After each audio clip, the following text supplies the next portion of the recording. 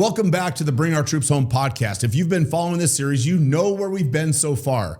Episode 1, who he really was. We walked you through Dick Cheney's rise and how he spent decades building a shadow national security machine long before 9/11 ever happened.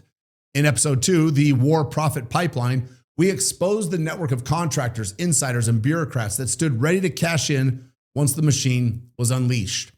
And at the end of episode 2, I said that this next chapter would start down the road to Baghdad. But before we go there, we need to make a small shift, because to understand how America was dragged into Iraq, you first have to understand what happened to the war that we actually should have fought, the war where we were morally obligated to win, and the war tied directly to the men who murdered 3,000 Americans on September 11th. You have to understand what happened in Afghanistan. You have to understand what happened to the troops who fought there. And you have to understand how the war that made sense became the war that Washington quietly walked away from, even while soldiers like me were gearing up, deploying, and bleeding for it. So we're going to spend this entire episode on the ground, in the mountains, inside the valleys, and inside the experience of the forgotten war America believed in, while Washington used it as moral cover for the war that they actually wanted. Because everything didn't add up in Afghanistan: the gear shortages, the drift, the broken missions, the training that never really seemed to fit. None of it started off in the Afghanistan Pesh River Valley. It started in Washington in 2001 and in 2002. And in the same room where Cheney's private war council quietly turned America's attention from the righteous war and towards the project that they'd been waiting to launch for years. That is the betrayal in the mountains. And that's the split between the war the country needed and the war that Cheney's network wanted. And that's where episode 3 begins. So if you believe in what we're doing here, telling the truth about these wars, demanding real constitutional limits on war power, and standing up for the men and women who serve, you can support our work at bringourtroopshome.us or defendtheguard.us, and follow us on X, Facebook, YouTube, and all the other socials at TroopsHomeUS. All right, let's get into episode 3, Betrayal in the Mountains, the war that they needed versus the war that they wanted.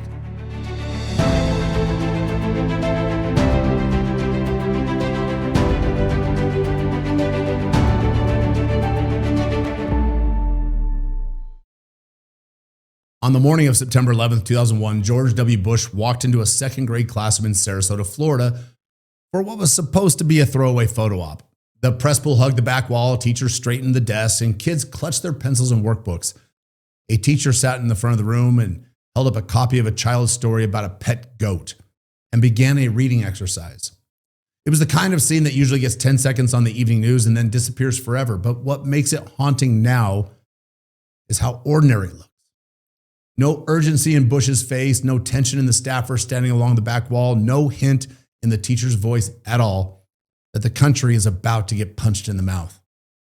I was like everybody else that morning. I turned on the TV expecting another normal day, and the first images that I saw looked like an accident, a plane, a building on fire, confused anchors filling air while they waited for more facts, nobody quite believing what we were seeing. But that image of the president in the classroom, it stayed with me, a grown man in a child's chair, smiling politely while the ground under the country was already starting to shift. One moment he was beaming at the kids, the next, we watched the transformation in real time that would define the rest of the day and the rest of our lives. See, it looked like any other classroom, just a calm morning, a child's book, smiling faces.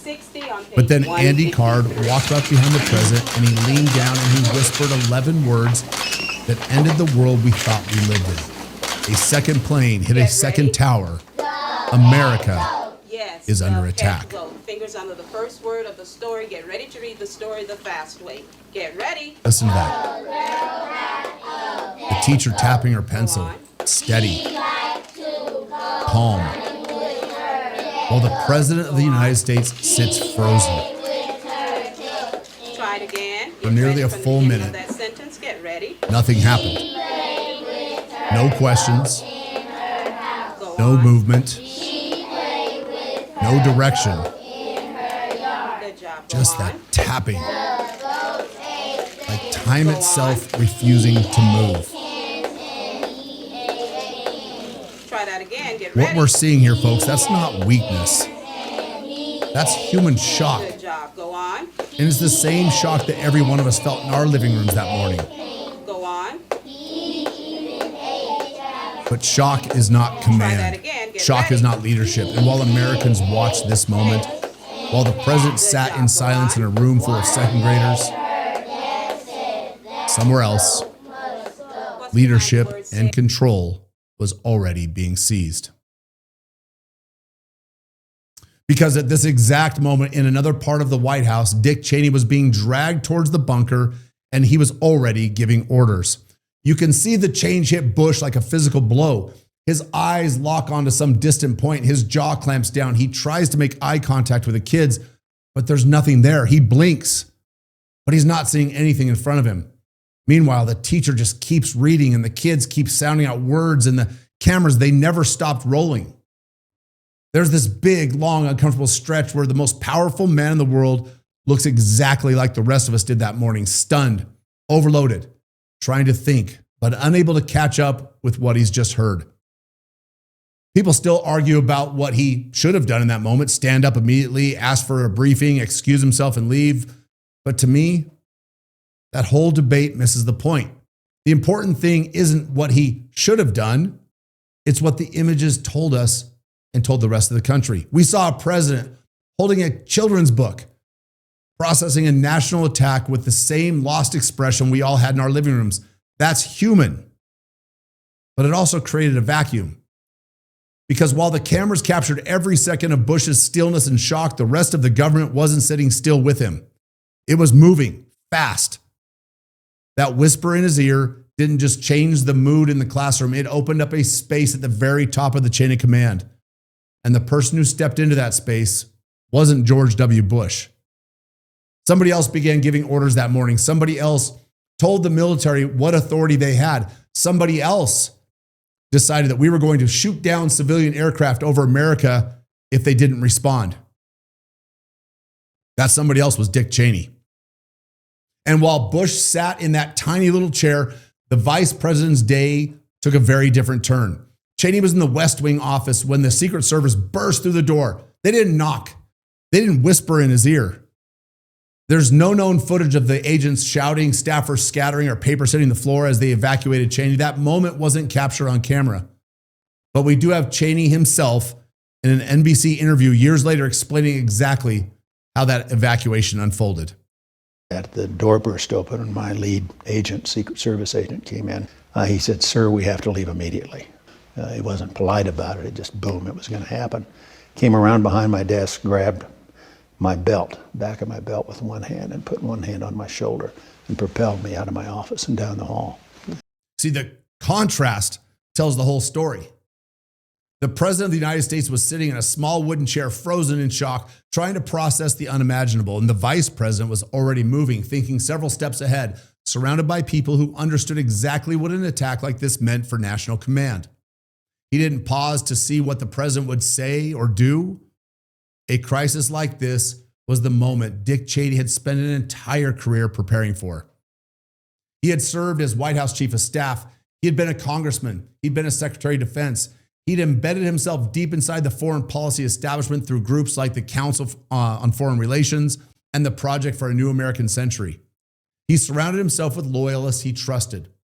He'd spent decades thinking about how executive power should expand in a crisis. So when the crisis finally came, he didn't hesitate. He didn't look around the room for direction. He stepped forward and he took control because that's the job he'd been prepared for since the 1970s. Inside the West Wing, staffers weren't looking toward Florida for leadership. The chain of command didn't freeze with the president. It bent around him. It reoriented towards the man the Secret Service had just moved towards the bunker. The people closest to power knew the truth. Cheney and his private war counsel had been preparing for a moment like this for decades. And right at his side was his lawyer, David Addington, ready to twist the Constitution into whatever shape Cheney needed. If the law didn't allow it, Addington would argue that it did. So while Bush processed, Cheney moved. While Bush held a children's book, Cheney gripped the levers of the executive authority meant only for the president. And in that moment, the country's leadership quietly transferred from one man to another. So when the doors opened beneath the White House, Cheney stepped into the Presidential Emergency Operations Center. Thick concrete, blast doors, fluorescent lights, banks of screens showing radar, cable news, and secure feeds. A room built for nuclear war that suddenly became the nerve center of the United States government. And from the moment he walked in, Cheney acted like the man in charge. He spoke in short, clipped sentences. He asked for air traffic updates, threat assessments, and confirmation on which flights were still unaccounted for. As staff and national security officers crowded in, their eyes went to him, not because his title was vice president, but because he carried himself like a person who intended to run the response. Then came the question no one ever wants to hear. Should American fighter pilots be authorized to shoot down a civilian airliner that's refusing to respond? This wasn't a war game. This wasn't a drill. No one knew how many hijacked planes were still in the sky or which cities would be next. And within minutes of entering the bunker, and within roughly 1 hour of the first plane hitting the World Trade Center, Dick Cheney assumed executive level authority and told the military that the order to shoot down would stand. Later, the story got cleaned up, of course. There are claims of prior authorizations and phone calls between Bush and Cheney and presidential sign-offs, but the timelines simply don't line up. What we know for sure is simple. The command went out from Cheney. It came quickly, it came confidently, and it shaped the government's posture for the rest of the day. And this is the side of 9/11 the public never got to see. While Bush was being flown from base to base, often out of contact, Cheney was underground with the people who could actually act: generals, intelligence officers, communications teams, and a national security hawks who believed the executive branch had been held back for too long. And Cheney wasn't alone down there. His private war council, the network he had been building since the 1970s, was already in place and already moving. In the bunker, once again with him, were David Addington, Scooter Libby, Stephen Hadley, and a tight group of loyal staffers who looked to Cheney, not to Bush, for direction. At the Pentagon, the other half of Cheney's team, Donald Rumsfeld, Paul Wolfowitz, Doug Faith, and Stephen Cambone, were already shaping the military response. Within minutes of the second plane hitting, Cheney's entire network was in motion, positioned exactly where he had spent decades placing them. The bunker became the real command center because that's where the real decisions were made. Even in those first hours, you can see the outline of what was coming. The people crafting wartime legal theories sat beside the man giving operational orders. The intelligence flow bent towards the voice with the most certainty. The president was in the sky. The vice president was underground. He was shaping a response that would define the next 20 years. Most Americans thought leadership was happening on Air Force One. It wasn't. It was happening right here with Dick Cheney and the private war council that he had spent decades assembling. And while Cheney dug in beneath the White House, Bush was being rushed out of Florida and into the belly of Air Force One, and the Secret Service had one priority: keep him alive. They got him airborne fast, and they kept him away from Washington. But Bush wanted to go back. He said so. They refused. They flew him to Barksdale Air Force Base in Louisiana, then to Offutt in Nebraska, and his feet wouldn't touch the ground in Washington until late that evening. The isolation wasn't symbolic. Communications from Air Force One were spotty at times. Calls dropped. Secure lines were hard to establish. The fog of war wasn't a buzzword. It was the literal environment the president was trying to operate in. Cheney had no such problem. He was plugged directly into the heart of the government's response. He sat a few feet away from the people who had the information and the authority to act. He ran continuous briefings. He reviewed threat reports. He spoke directly with military commanders, and he began steering the legal and intelligence posture of the administration from that bunker chair. Bush had the title, but Cheney had the room. And it wasn't Bush's fault that Secret Service kept him moving. It wasn't his fault that the communication systems were shaky at best. It wasn't his fault that a human reaction to the worst attack on American soil left him in shock for a moment. But leadership isn't about fault. It's about who fills the space when there is a gap. And on 9/11, Cheney filled it. He took authority no one had explicitly given to him, and he used it. And for a few crucial hours, the presidency split into two different things. The office was on a plane, and the power was in a bunker. That imbalance didn't disappear when Bush finally returned to Washington. It became the template for how his administration would operate for the rest of his term. And while all of that was happening in the White House, I was watching the same feed everybody else was. I saw the planes hit. I saw the smoke. I saw the president in that Florida classroom. I didn't see the bunker. I didn't see the shoot down order. I didn't see the lawyers and operators lining up behind Cheney. I wasn't dissecting the chain of command. I wasn't thinking about constitutional authority. I was thinking about the people who had just died and the people who were going to be sent to hunt down the men who did it. And like a lot of veterans, I felt a pull towards the uniform. I'd served before. I knew the cost. I also knew what it meant when your country is attacked and you are young enough, strong enough, and trained enough to do something about it. So I re-enlisted after 9/11. It wasn't because I had a grand theory about foreign policy.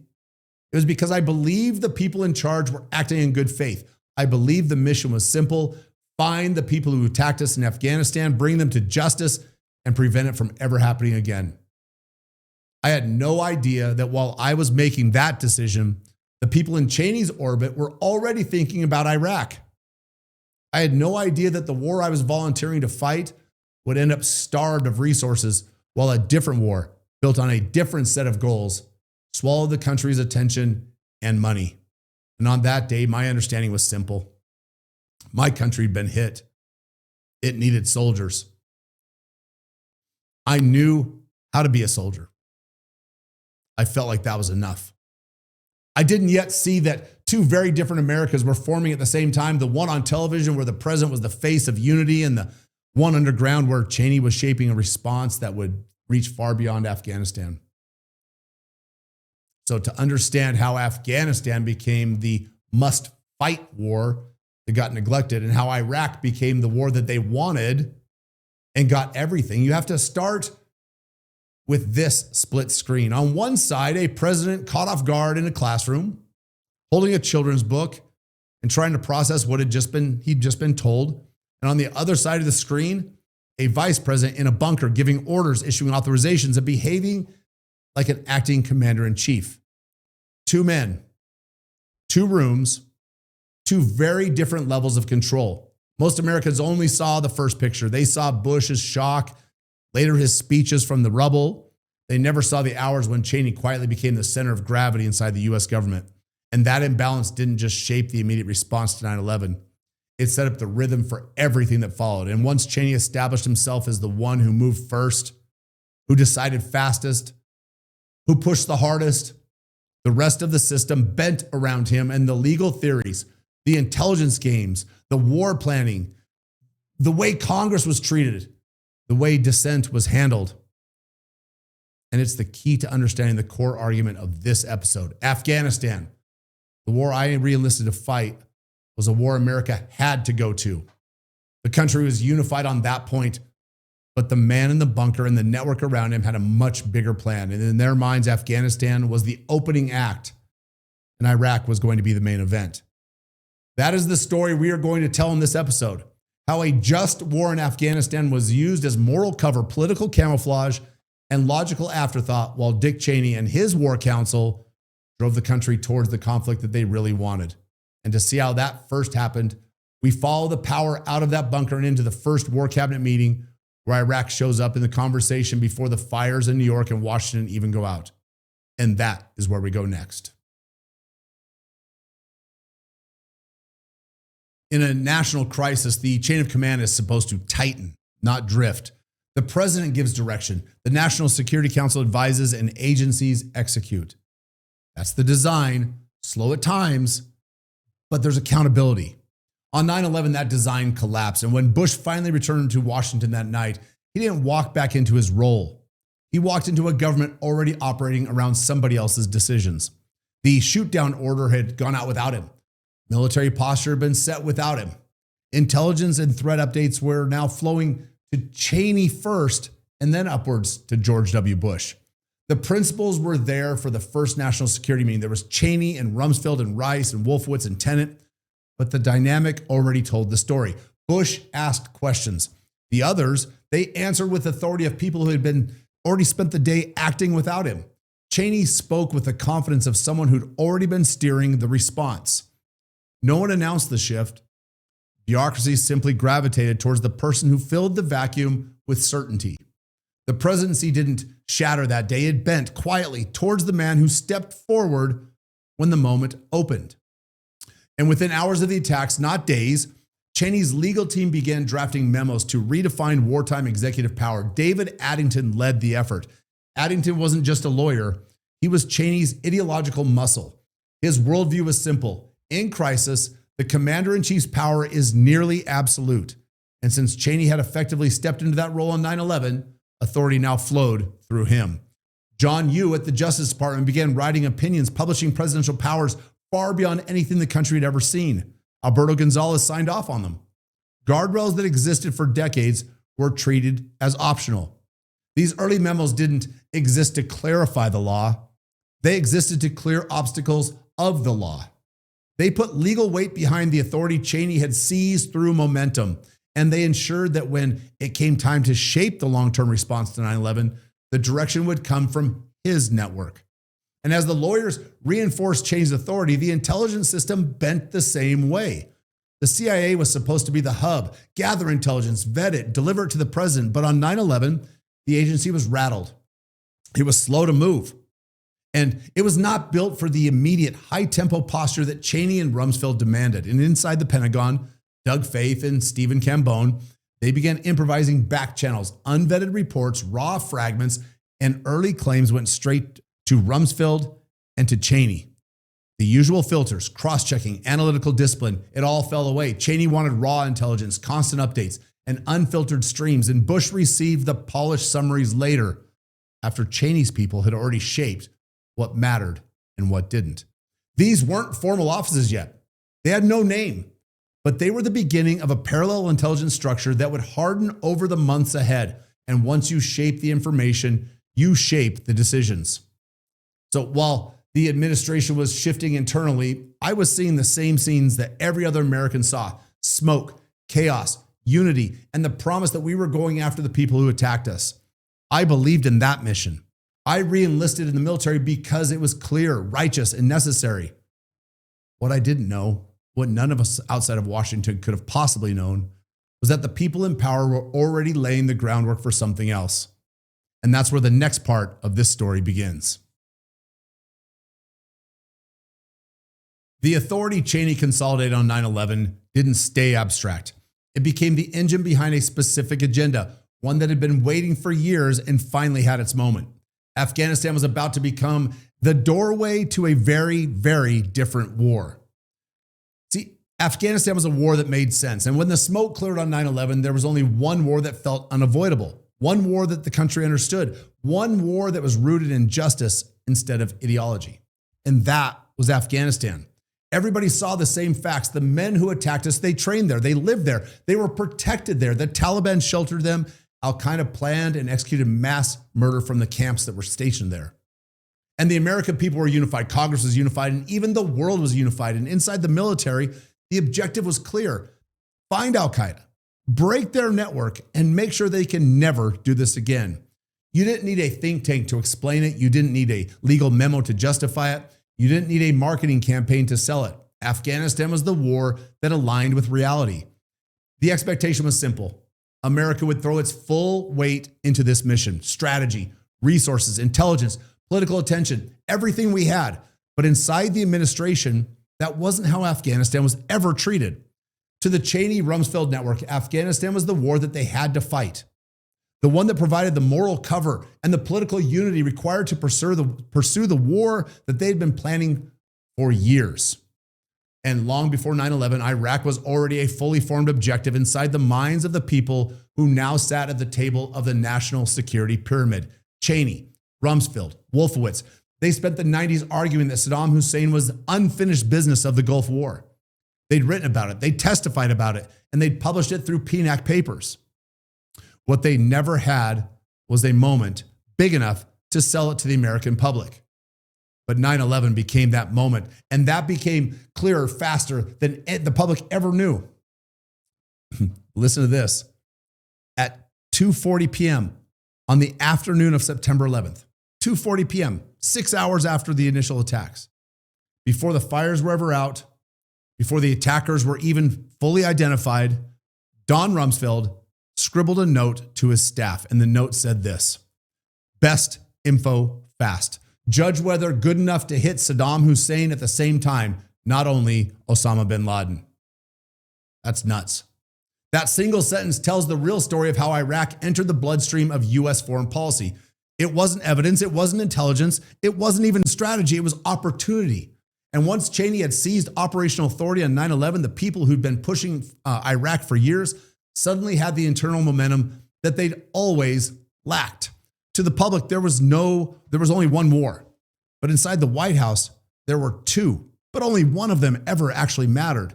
On paper, Afghanistan should have consumed the full attention of the national security team, but inside the Oval Office and the Situation Room, the gravitational pull was already shifting. While Bush gave speeches about justice on Afghanistan, Cheney held targeted meetings about Iraq, and while the military prepped special operations teams for the mountains, Rumsfeld's staff drafted early targeting options for Baghdad. And while CIA officers struggled to find reliable intel on al-Qaeda, the Pentagon fast-tracked thin, unvetted reports hinting at Iraq and al-Qaeda ties. Afghanistan became the front war and Iraq became the priority war. And every hour spent on Iraq was an hour not spent in Afghanistan. And every analyst tied up vetting Iraq intel was an analyst not clarifying the Afghan mission. And every supply chain bent towards Iraq meant shortages where the real fight was happening. General Tommy Franks, the man responsible for planning both wars, he warned bluntly, we don't have the resources to fight two wars at the same time. And he was right. And the proof came soon enough. By late 2001 and into early 2002, the internal shift was undeniable. Meetings that should have centered on Afghanistan drifted towards Iraq. Intelligence briefings increasingly included speculative claims about Saddam Hussein. Planning sessions kept getting pulled into discussions about Baghdad. The tipping point wasn't a single dramatic moment. It was the accumulation of quiet signals where senior leaders spent their time, what questions they asked, the resources that stopped flowing towards the Afghan theater. And the most damning confirmation didn't come years later. It came in real time, behind a closed door. In February 2002, Senator Bob Graham, chairman of the Senate Intelligence Committee, was ushered into a room with the CENTCOM commander, and the door was closed. At that time, he heard the truth spoken from the CENTCOM commander. He said, Senator, we have stopped fighting the war on terror in Afghanistan. We are moving intelligence and military personnel and resources out of Afghanistan to get ready for a future war in Iraq. That's Senator Bob Graham's own testimony from a February of 2002 briefing, 5 months after the war in Afghanistan started. This wasn't analysis. It wasn't even hindsight. This was real-time admission that the war America supported, the war I re-enlisted to fight, was already being stripped for parts. Afghanistan was being cannibalized to prepare for the war that Cheney's network had always wanted. Those choices. They didn't stay in the Situation Room. They rolled downhill the way power always does until they hit the place furthest from the microphones, the bases, the training fields, and the soldiers getting ready to fight in a war the country actually believed in. You could feel it long before you could name it. Washington's priorities were changing. The rank and file were the first ones to feel it. And that's where we're going to go next. So around the time that 2002 turned into 2003, there were really two different wars unfolding, and they had almost nothing to do with each other. In Washington, Iraq was the center of gravity. Intelligence priorities shifted, budget priorities shifted, war gaming priorities shifted, and the Pentagon's oxygen was being pulled into a room called Baghdad. But out in the real world, on the bases, in the motor pools, and in the mountains, Afghanistan was still the war American soldiers were preparing or fighting. It was still the war that made sense. It was the place where the attackers came from. It was the place where al-Qaeda lived. And it was the mission that everybody in the country believed in. Two wars, two realities, and almost nobody outside of Washington knew the split had even happened. To the troops, Afghanistan felt like the entire focus of the country. We believed in the mission. It was straightforward. Find the people who attacked us, dismantle their networks, and prevent them from doing it again. It wasn't complicated. It wasn't controversial. It was justice. But inside the Pentagon, inside the White House, and inside of Cheney's network, Afghanistan was already becoming a side project. It was nothing more than something that had to be managed because the American people expected it. But not where the real future lay. Not for them. And that disconnect, that fracture between the war the country believed in and the war the administration was preparing for is the story of everything else that follows. You see, the split showed up long before anyone could explain it to any of us. However, we felt it in the small things first. Units were short on basic gear. Boots were wearing out faster than the replacements could arrive. Helicopter crews were lacking critical parts. Night vision devices were outdated or in short supply. Body armor kits were arriving with mismatched sets. Even basic cold weather gear was being rationed. This wasn't the way the United States fights when a war is a national priority. The missions reflected the drift too. Objectives weren't stable. You'd get sent into a valley, clear it, take casualties, hold the ground, rotate out, then return weeks later to find that the Taliban had simply slipped in. We weren't gaining ground, but we weren't losing any. But we were burning effort and bodies in circles, doing missions that felt disconnected from any larger plan. Intelligence was thin. Oftentimes it was outdated before it ever reached us. Leadership changed guidance faster than units could adjust. It didn't feel like a coordinated campaign. It felt like we were running on some sort of weird autopilot. Something was off. We could all feel it. We just didn't know how or where it started. So while the troops fought the war America believed in, the Pentagon was already shifting into a different gear. Wargaming shops that once focused on Al-Qaeda were quietly redirected to plan for an invasion route into Iraq. Senior planners were reassigned from Afghanistan cells to Iraq cells. Intelligence analysts were told to focus forward, and everybody knew what that meant. It meant Baghdad, not Kabul. Briefings that used to be dominated by Afghanistan updates were now getting pushed to the end of meetings, sometimes as a footnote. Behind closed doors, the real conversations weren't about Tora Bora or stabilizing the Afghanistan government.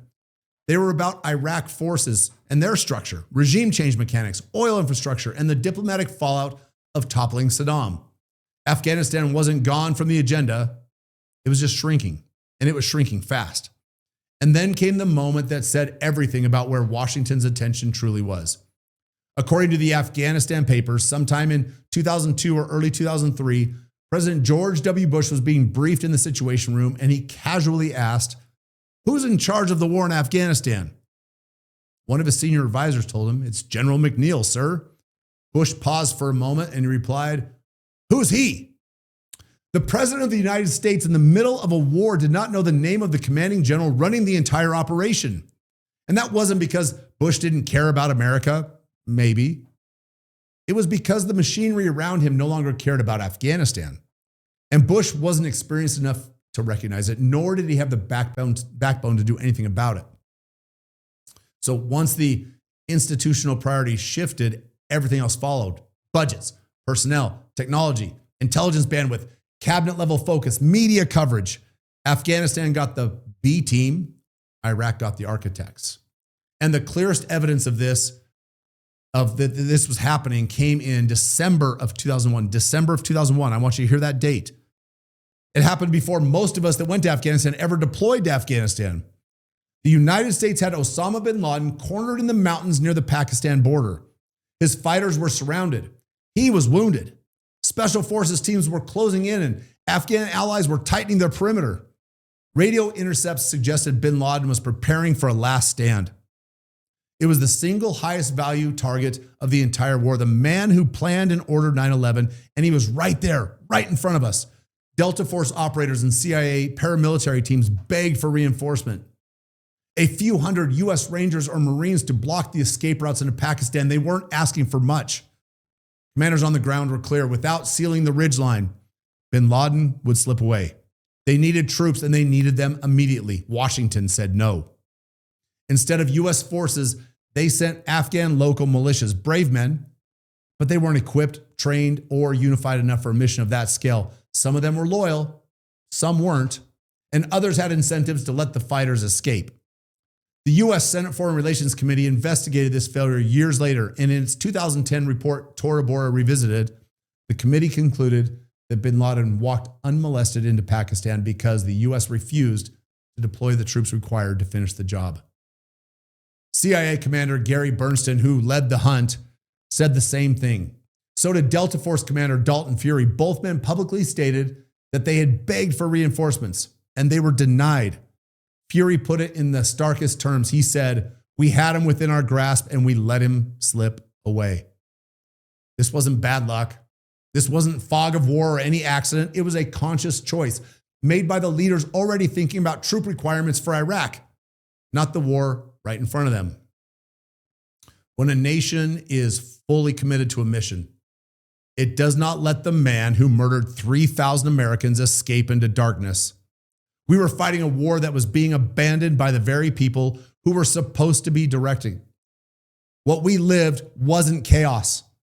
It was the downstream effect of decisions made far above us, decisions that had nothing to do with the mountains we fought in and everything to do with the war Cheney's team was preparing for somewhere else.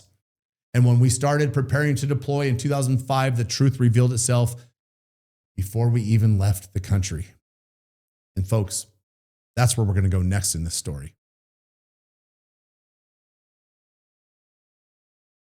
This is my personal experience on what it felt like to fight in a war that the National Security Council and all of Dick Cheney's insiders had taken their eye off of.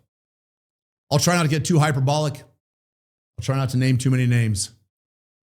But this one's personal to me, and I hope this lands. You know, because by the time that my unit arrived in Fort Hood to train for our combat deployment to Afghanistan in 2005, we didn't know that Afghanistan had become the forgotten war. We only knew what it felt like to be on the receiving end of decisions made by people looking somewhere else. And from day one at Fort Hood, we looked like we had shown up for the wrong decade. Most units in the military wore the new digital ACU combat uniforms, and we were still in the old green woodland pattern from the early 1980s. Other brigades had tan boots built for rugged mountain terrain. We had the old black leather ones that every veteran from our era kept in a memories box in their closet. The gap showed up even sharper in our weapons. Every other unit heading to Iraq, they carried M4s with rails and optics and lasers. In our battalion, we trained and deployed with M16A2s, long rifles, iron sights, no way to mount modern optics. Solid weapons, don't get me wrong. I know how to shoot one, but the rest of the Army had moved on to something more modern. And it wasn't just equipment. Our whole training cycle felt mismatched. We fought for basic range time on one of the largest military posts on Earth. Training calendars were rewritten daily. Missions changed weekly. And we were shoved into abandoned barracks on the far edge of the post, miles away from where the real activity happened. And the low point came when the Army couldn't even give us enough range time access to certify our gunnery. The entire Apache battalion, we had to pack up aircraft, equipment, and personnel and ship back to Idaho where we came from just so we could qualify on our home range for war. You see, that doesn't happen by accident. That happens when an institution stops treating your mission like it matters. And the mismatch, it showed up clearest in our final pre-deployment block. Every scenario we trained for was built for Baghdad, Fallujah, or Ramadi. Multi-lane, 3-lane highways, concrete overpasses, traffic circles, ambushes, IEDs, trash piles, dense city blocks. Great if you're going to Iraq. Useless if you're going into the northeastern Afghanistan, where the only paved highway in the entire country ran through Kabul. We were not preparing for mountain passes, goat trails, cliffside villages, or single-lane dirt roads that turned into choke points under fire. We were being trained for a war that we weren't even going to fight. And when we finally left Fort Hood and hit the ground in Afghanistan, the gap between our training and the war we walked into slapped us right in the face. Northeastern Afghanistan was not Iraq light like we'd been promised. It was the opposite of everything we'd rehearsed. The mountains were the threat. Indirect rockets came out of the black sky with no warning. Launched from ridgelines that the enemy knew better than we ever would. Small arms fire cracked from distances so high and so far you could barely ever locate the shooter. It was a knife fight in terrain designed to hide them and expose us. And the roads, they weren't roads at all. Most of our movements ran along single-lane dirt tracks cut into cliffs. No medians, no shoulders, no alternate routes. Once you were committed, you were committed. The Taliban did place IEDs exactly where you had no room to maneuver and no chance to avoid them.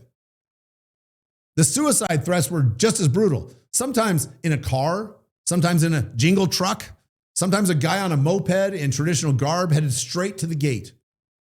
None of it matched the training that we had back in Texas, and none of it matched the Iraq-style scenarios Washington kept recycling. We were not fighting in a concrete grid. We were fighting in a maze of valleys and ridgelines where the enemy owned the high ground. Always. They always had the high ground. And the locals knew every inch of the terrain. And the margin for error was zero. And every mission made it painfully clear how far Washington's attention had drifted long before we ever arrived. Helicopter parts were scarce. Maintenance cycles slipped. Missions slowed because the support structure was not there, and every shortage felt like the tail end of a decision made months earlier in a conference room where Afghanistan was already fading into the background. You could sense it in the way leadership briefed us. You could hear it in the way the mission shifted without any explanation. You could feel it in the way the Armed Forces Network broadcast from the Pentagon never matched the reality that we were living. Operation Mountain Lion was supposed to be the moment that everything snapped into place for us. It was going to be a 45-day, no-pause offensive designed to pressure the Taliban and their al-Qaeda allies nonstop, day and night, ridge to ridge, until something broke. A sustained, high-tempo assault up the Pesh River Valley that would keep the enemy on the run and give them no time to regroup. That's what we were told. Our job was to build and run these forward posts where the Apaches could make short turn times, where they could get new fuel, new ammo, and they could stay in the air longer, closer to the fight, where they could stay overhead and keep pressure on fighters who were dug into those mountains and give infantry the support that they needed to keep pushing. It sounded like the kind of campaign America does better than anybody: fast, relentless, coordinated, overwhelming. And for the first few days, it felt like that momentum might hold. The troops showed up ready. The pilots, they flew hard, and the ground crews, they worked themselves raw. Everybody believed we were finally bringing the full weight of the American power into the Pesh River Valley. But Afghanistan exposes weakness real fast, and the weakness was not in the soldiers. It was in the support system in Washington, D.C. It was in what they had already starved us of. Helicopter parts so scarce, maintenance cycles slipped, sorties backed up because aircraft couldn't stay in the air. It didn't matter where the forward operating base was. Resupply from Pakistan was slow, unreliable, and it was constantly delayed. The troops, we didn't slow down. The mission did. Because the machinery behind it, it couldn't sustain the tempo. What was billed as a 45-day offensive started to look more like a training rotation with mild interruptions. Not because the men lacked the drive, but because the people running the war had already shifted their resources somewhere else. And by the end of the operation, senior leaders, they flew in, they shook our hands, they gave us their coins, and they talked about disrupted networks and strategic effects. Most of us just stared at each other wondering what mission they thought we were on, because it wasn't the one that we had lived. And then overnight, the whole focus shifted. As soon as Mountain Lion ended, the strategy flipped. The same leaders who told us we were in a 24-hour, 7-day-a-week offensive now said the priority was provincial reconstruction, jobs programs, microloans, agricultural products.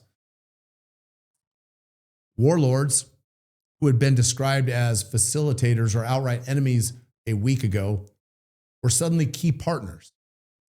We were told to help them build roads, fix markets, and win the hearts and minds of their people. Now, the script changed again.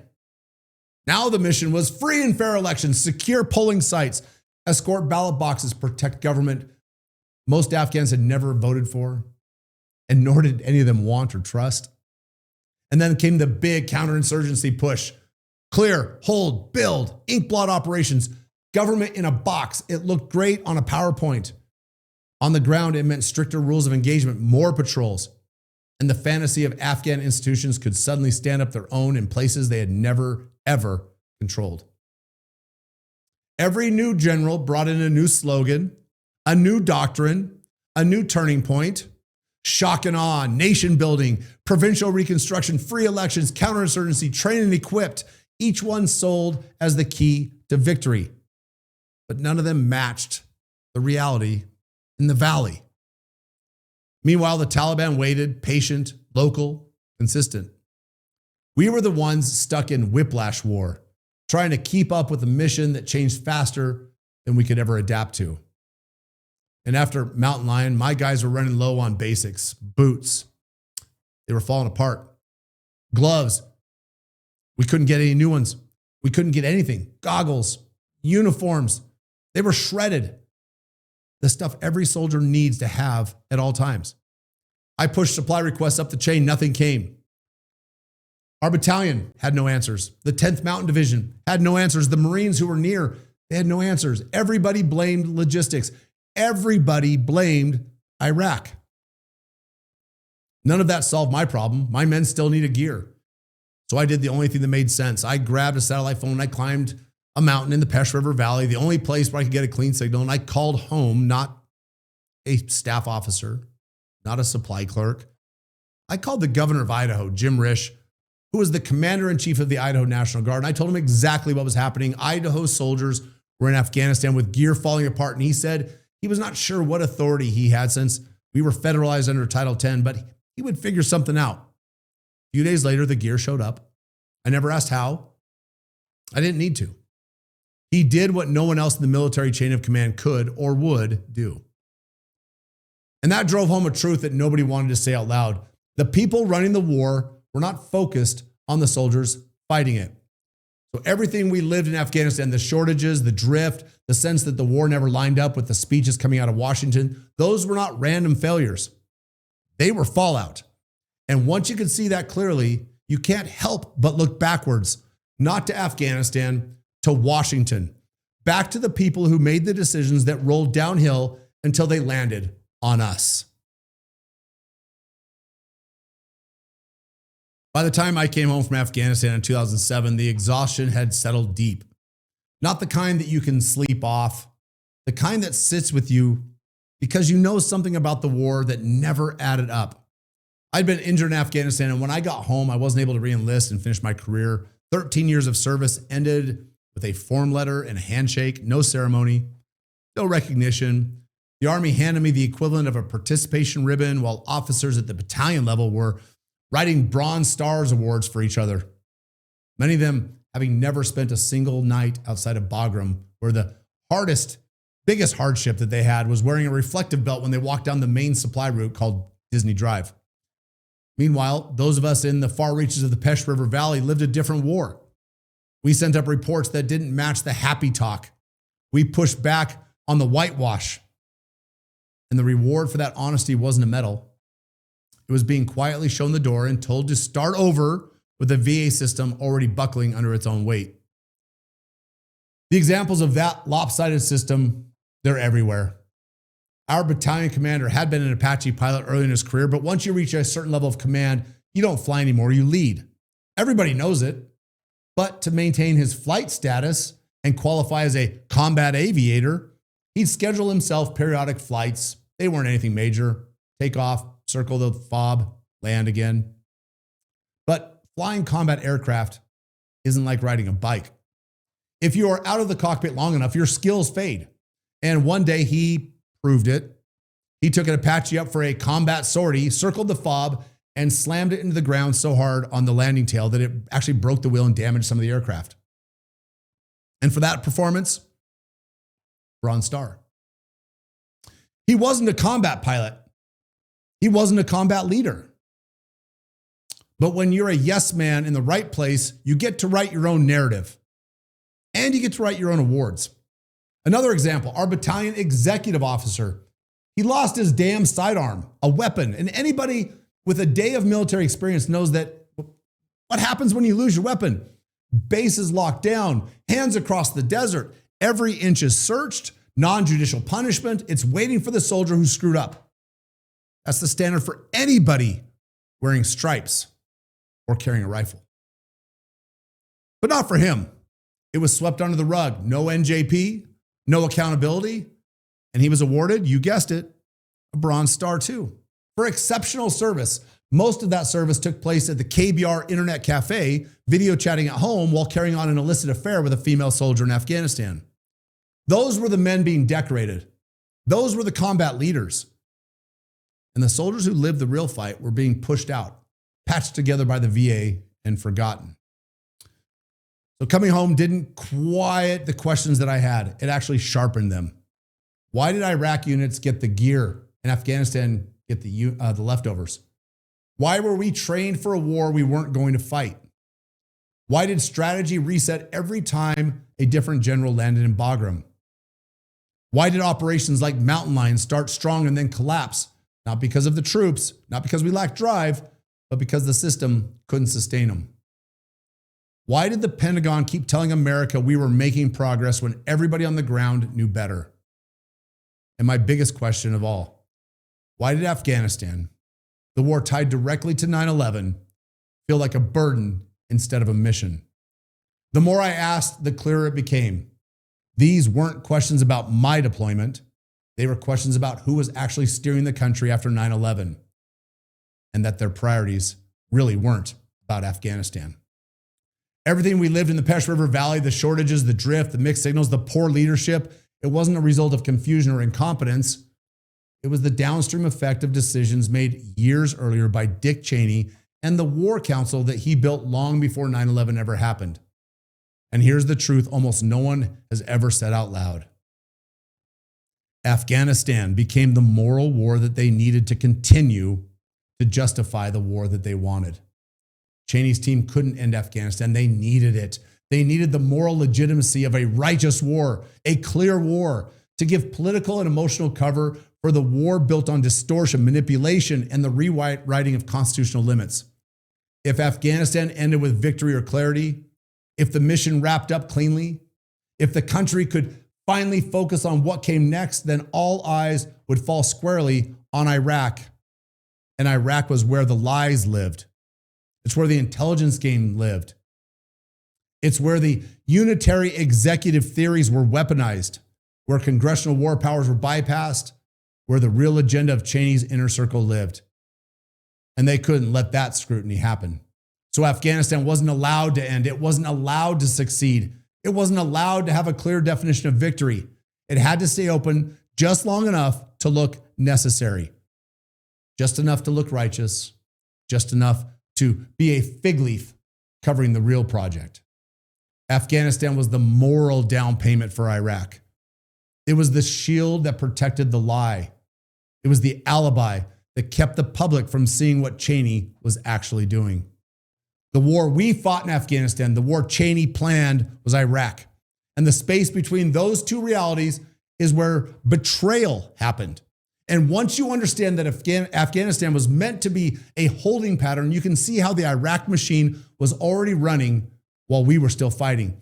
Troops began to move before any real debate had even started. The Pentagon shifted units and equipment towards the Gulf under phrases like regional posture and contingency planning. You do not preposition that kind of force unless you already know where it's going. Contracts were drafted before Congress ever voted. Halliburton's KBR division received a no-bid contract to restore Iraq's oil infrastructure before the invasion ever began. You don't write billions of dollars in oil reconstruction unless you're certain you're going to be in charge of someone else's oil. Intelligence was shaped to match that destination. Faith, Wolfowitz, Cambone, they built the Office of Special Plans to take fragments and rumors, strip away caveats, and feed Cheney exactly what he needed. Saddam has WMDs. Saddam is tied to Al-Qaeda. Saddam is an imminent threat. The analysis did not lead to war, though. The war plan reached backwards and bent the analysis until it fit in. And then the language all changed. In early 2002, every speech was about Al-Qaeda and Afghanistan. And by summer, the vocabulary shifted completely to Saddam Hussein, axis of evil, weapons of mass destruction, smoking guns, mushroom clouds. The White House speechwriters later admitted that language did not come from nowhere. It was fed to them from Cheney's circle. not to prepare the public for an honest debate, but to prepare the public for a conclusion that had already been reached. American families thought they were being informed, they were being led. And while that was happening, real people were grieving. Gold Star families were learning how to live with folded flags in their living rooms. National Guardsmen and reservists were kissing their kids goodbye and boarding planes. Churches were tying yellow ribbons around trees and saying, "We support the troops." The country was rallying behind what it believed was a righteous mission in Afghanistan, but behind closed doors, a different mission was already advancing. The tragedy of 9/11 did not just unite the country. In the hands of the people around Cheney, it became fuel. Boy, I hope I didn't get too emotional or personal in that section, but it's reflected in everything that we lived in the Pesh River Valley. The shortages, the drift, the strategy that never added up, the poor leadership. This wasn't the fog of war. It was the fallout. Fallout from decisions made years early in rooms most Americans will never see by men who were already looking past Afghanistan while they told the country that Afghanistan was the priority. Iraq was not a detour. It was not a misunderstanding. It was not a tragic misreading of intelligence. Iraq was the plan. Iraq was always the plan. So now in the next episode, we're going to walk step by step through how that plan was executed, sold, justified, and forced onto a country that trusted its leaders at the very moment that those leaders were betraying that trust. Join us for episode 4 of The Truth About Dick Cheney, The Road to Baghdad, where we break down exactly how the Iraq War was engineered long before the bombs ever fell.